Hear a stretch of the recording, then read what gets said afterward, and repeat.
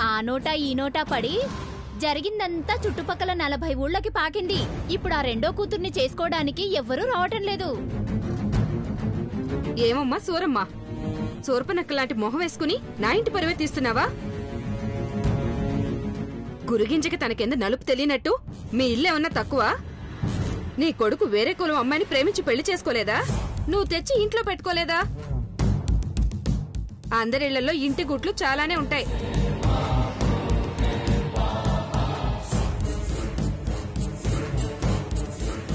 మనకు ఉపయోగపడేలా ఉంది ఈ గొడవేదో.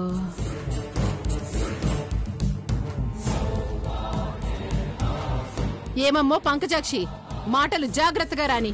అందరి ఇళ్ళు అని మమ్మల్ని కూడా కలుపుతావేంటి? మా ఇంట్లో మీలాంటి వ్యవహారాలు చెల్లవు. మమ్మల్ని కలుపుకో.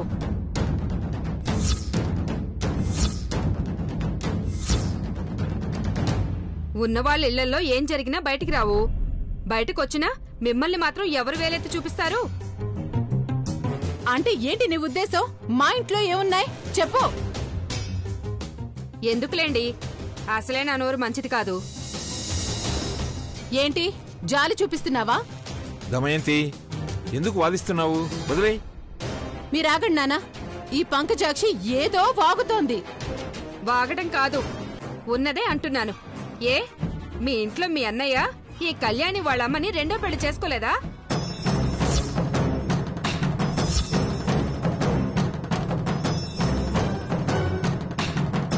మొదటి భార్య అనుపమకి అన్యాయం చేయలేదా?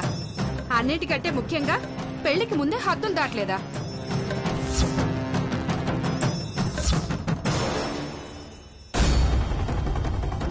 పంకజాక్షి, ఇక ఆపేయ్.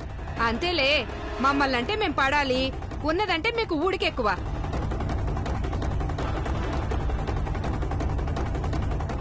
అయినా నా కూతురైనా ప్రేమించిన వాడితో వెళ్లిపోయింది. నా చిన్న కూతురి విషయంలో పెళ్లి వాళ్ళు అదే ఆలోచిస్తున్నారు. రేపు మీ మనవరాల సంగతి చూడాలి, ఎలాంటి సంబంధాలు వస్తాయో ఏంటో. అసలే రెండో భార్య కూతురు, వాళ్ళ నాన్నేమో జైల్లో ఉన్నాడు. ఇంకా జన్మలో పెళ్ళైనట్టే.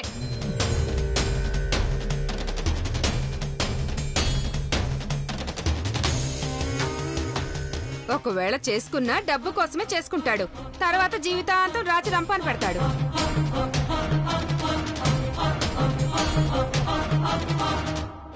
ఇంకాపుతావా పంకజాక్షి? తల్లిదండ్రులు చేసిన తప్పుకి పిల్లల్ని అనడం కరెక్ట్ కాదు.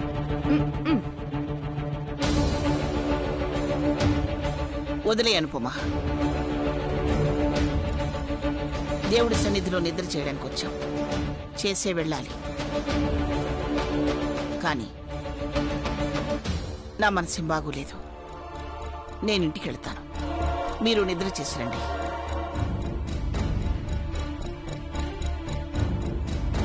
అమ్మా, ఒక్కదానివే? నానమ్మకి తోడుగా నేను వెళ్తానమ్మా. శివ, వాళ్ళ అన్న మాటలు పట్టించుకుంటావేంటి? నిద్ర చేసే వెళదాం. నేనుండలేనండి. నన్ను క్షమించు శివయ్య. నిద్ర చేయకుండా వెళ్ళిపోతున్నాను.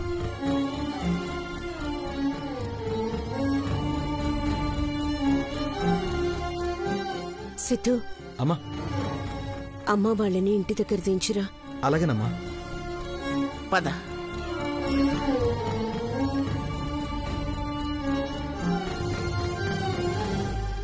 అమ్మయ్యా, అనుకున్నదంతా జరిగింది. కళ్యాణిని నలుగురిలో అవమానించాను.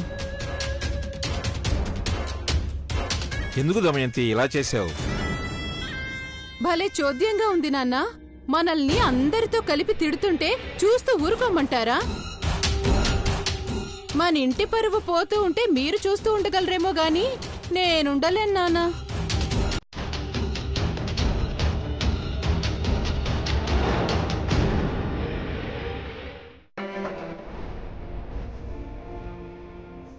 ఇన్ని రోజులుగా వెళ్ళిపోదామని ప్లాన్ చేస్తే ఆ కళ్యాణి వల్ల వెళ్ళలేకపోయాం.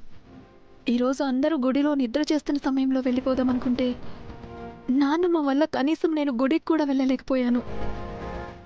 అసలు సిద్ధుతో నేను లైఫ్ షేర్ చేసుకోగలనా లేదా? జీవితాంతం ఇలాగే ఇష్టం లేని జీవితం గడపాలా? నో, లేదు. గట్టిగా ఏదో ఒక నిర్ణయం తీసుకోవాలి. ఈసారి వెనకడుగు వేయకూడదు. సంపద, సంపద,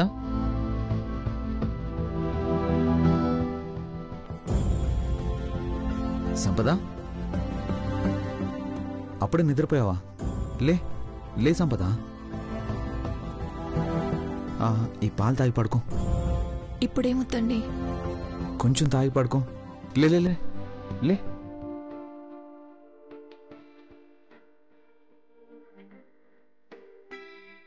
తాగు.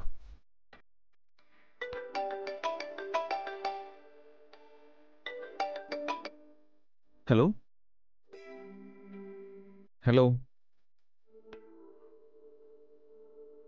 హలో, ఎవరు? మీ వాయిస్ వినబడడం లేదు. హలో, ఒక్క నిమిషం బయటకు వస్తున్నాను. సంపద, నేను కాల్ మాట్లాడొస్తాను, నువ్వు పాలు తాగి పడుకో. హలో,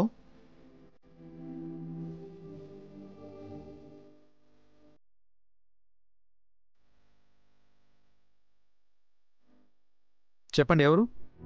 సార్, నేను కానిస్టేబుల్ మూర్తిని మాట్లాడుతున్నాను. చెప్పండి సార్, డీజీపీ గారు రేపు మార్నింగ్ ఊరు వెళ్తున్నారంట. ఒకసారి మిమ్మల్ని రమ్మన్నారు, ఏదో మాట్లాడాలంట. ఇప్పుడా? ఇంట్లో నా వైఫ్ ఒక్కతే ఉంది మూర్తి గారు, పైగా ప్రెగ్నెంట్. తన్ని ఒంటరిగా వదిలేసి రావడం కుదరదు. డీజీపీ గారు అర్జెంటుగా రమ్మన్నారు సార్. ఒక్క నిమిషం మూర్తి గారు, నేనే ఫోన్ చేస్తాను.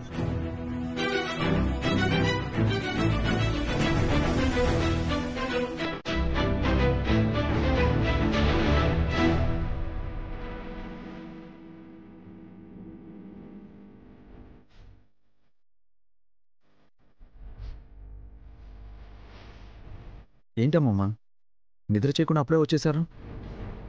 గుడిలో అది కళ్యాణి నీ భార్యకి సేవలు చేయాలి కదా శౌర్య, మర్చిపోయి తీసుకెళ్ళాను, అందుకే తీసుకొచ్చాను. నిజంగా అంతేనా? అంతకంటే ఏం లేదు. అవునా? సరే అమ్మమ్మ, నేను అర్జెంటుగా బయటికి వెళ్ళాలి. కళ్యాణి, సంపదను చూసుకో. అలాగే.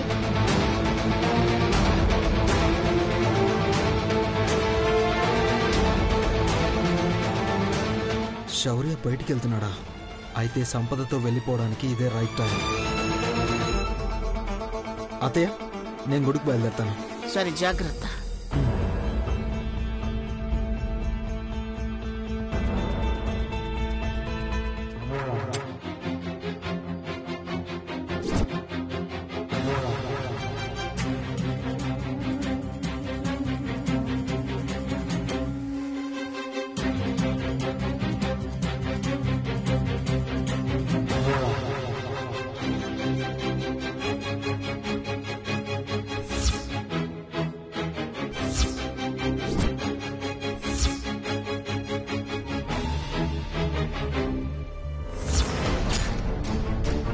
సంపద, నువ్వింకా పడుకోలేదా? శౌర్య ఏదో పనుందని బయటికి వెళ్ళాడు, లేట్ అవుతుందంట. అందరూ వచ్చేసారా కళ్యాణి? లేదు, నేను నానమ్మ మాత్రమే వచ్చాం. సిద్ధు డ్రాప్ చేశాడు. పద నానమ్మ. సిద్ధునా? అవును, పద నానమ్మ.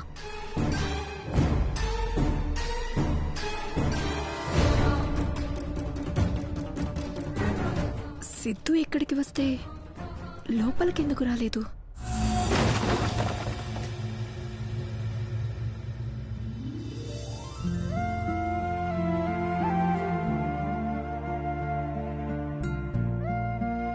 నానమ్మ, నేను వెళ్ళి తినడానికి ఏమైనా తీసుకురానా?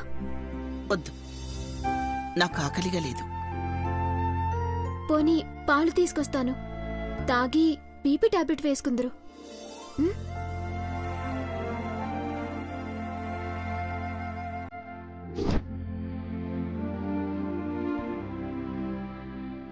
సిద్ధుకి ఫోన్ చేస్తే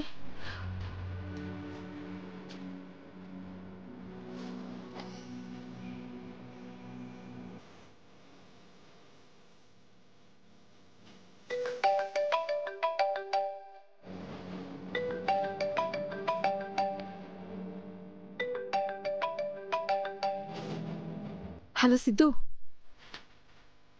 నేనే నీకు కాల్ చేద్దామనుకున్నాను. శౌర్య బయటికెళ్ళాడు. అయినో నా ముందే వెళ్ళాడు. ఇదిగో నానమ్మా.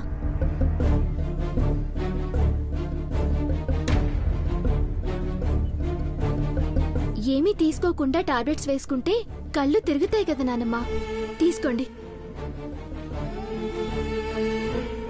మొదటి భార్య అనుపమకి అన్యాయం చేయలేదా? అన్నిటికంటే ముఖ్యంగా పెళ్లికి ముందే హద్దులు దాటలేదా? నా చిన్న కూతురి విషయంలో పెళ్లి వాళ్ళు అదే ఆలోచిస్తున్నారు. రేపు మీ మనవరాల సంగతి చూడాలి. ఎలాంటి సంబంధాలు వస్తాయో ఏంటో. అసలే రెండో భార్య కూతురు, వాళ్ళ నాన్నేమో జైల్లో ఉన్నాడు. ఇంకా జన్మలో పెళ్ళైనట్టే. గుళ్ళో వాళ్ళెవరో అన్న మాటల గురించి ఆలోచిస్తున్నావా నానమ్మా? అవి నేనెప్పుడూ మర్చిపోయాను.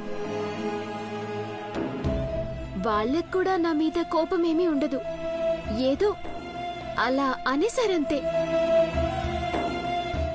సరే, ఈ పాలు తాగండి నానమ్మా.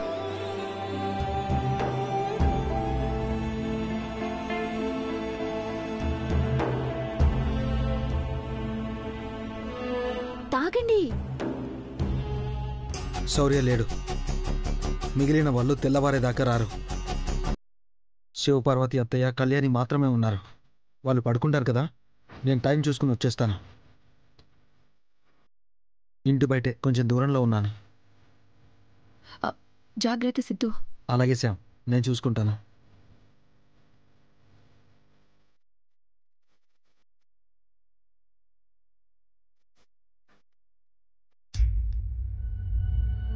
వేసుకోండి.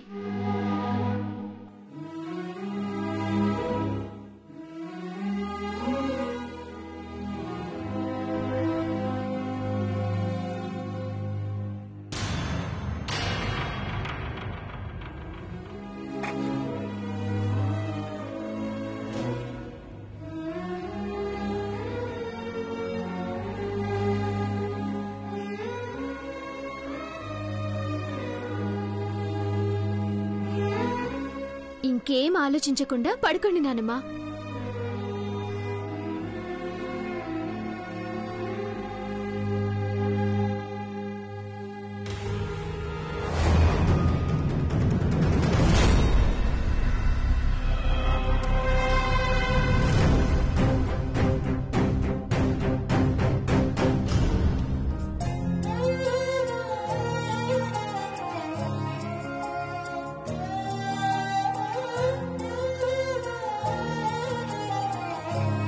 కళ్యాణి, వద్దమ్మా. ఏనానమ్మా, నేను నీ కాళ్ళు పట్టకూడదా? అనుపమమ్మ మీ కాలు నొక్కితే అన్ని బాధలు మర్చిపోతారంట కదా. ఆఫీసర్ చెప్పాడు. ఈ రోజు నుండి నేనే నొక్కుతాను. అనుపమమ్మతో గొడవ పడైనా సరే, ఇది నా డ్యూటీ అంటాను.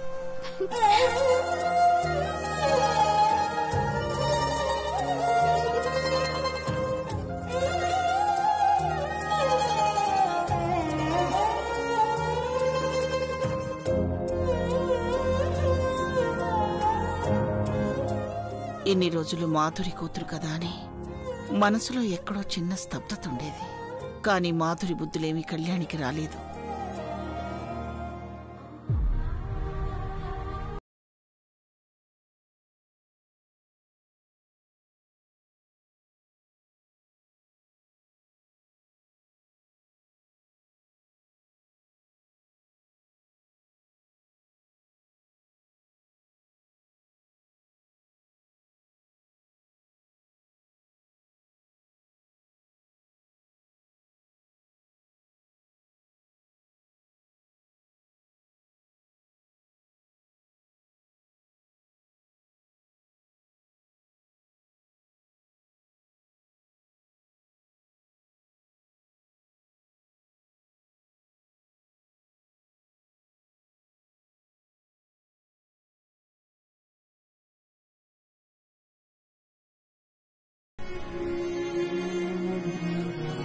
అంటే ఇంకా నెల రోజులుందన్నమాట.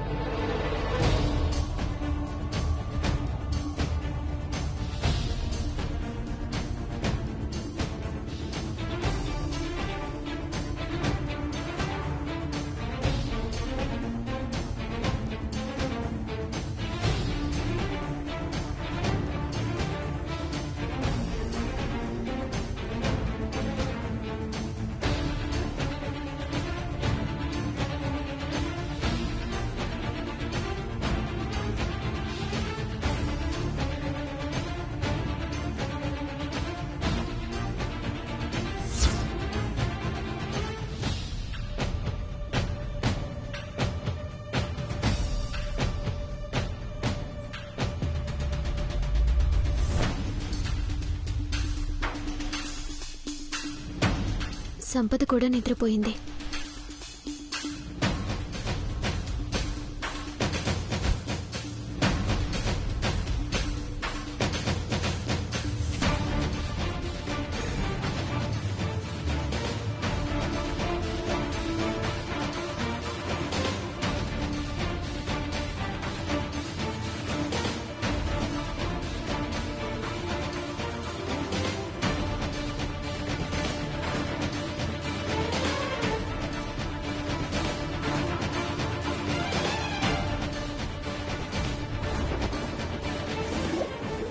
సిద్ధు, కళ్యాణి పడుకోవడానికి వెళ్ళింది.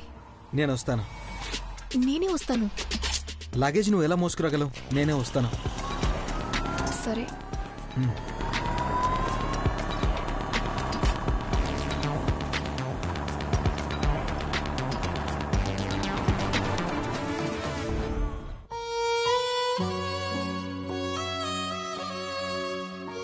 మొదటి భార్య అనుపమకి అన్యాయం చేయలేదా? అన్నిటికంటే ముఖ్యంగా పెళ్లికి ముందే హద్దులు దాటలేదా? నా చిన్న కూతురి విషయంలో పెళ్లి వాళ్ళు అదే ఆలోచిస్తున్నారు. రేపు మీ మనవరాల సంగతి చూడాలి. ఎలాంటి సంబంధాలు వస్తాయో ఏంటో. అసలే రెండో భార్య కూతురు. వాళ్ళ నాన్నేమో జైల్లో ఉన్నాడు. ఇంకా జన్మలో పెళ్ళైనట్టే.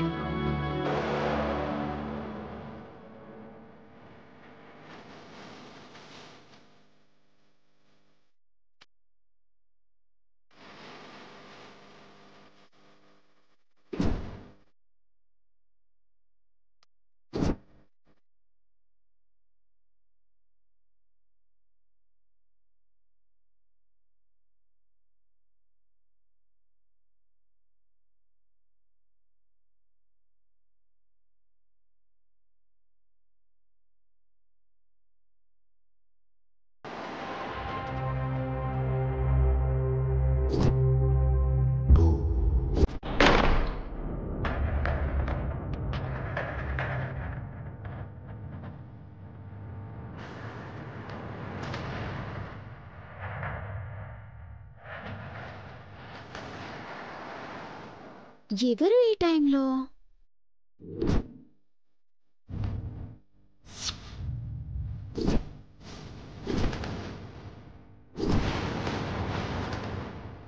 ఎవరు దొంగ సచ్చినోడు? ఇంట్లో ఎవరు లేరనుకొని దొంగతనానికి వచ్చినట్టున్నాడు.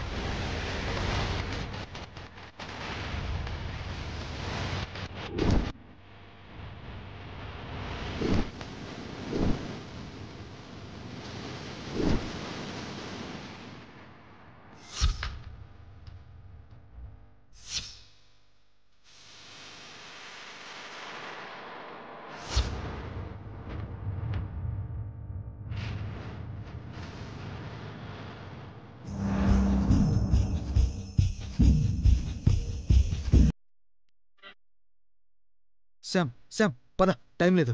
ఎవరు చూడలేదు కదా? ఎవరు చూడలేదు. వీడేంటి సంపద రూమ్లోకి వెళ్తున్నాడు?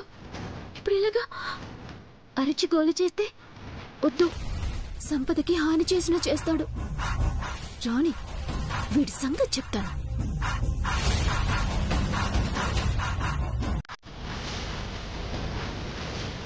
నేను బ్యాగ్ తీసుకుని వెళ్తున్నాను. బయటికి వెళ్ళాక కాల్ చేస్తాను. నువ్వు వచ్చే, సరేనా? జాగ్రత్త. ఓకే.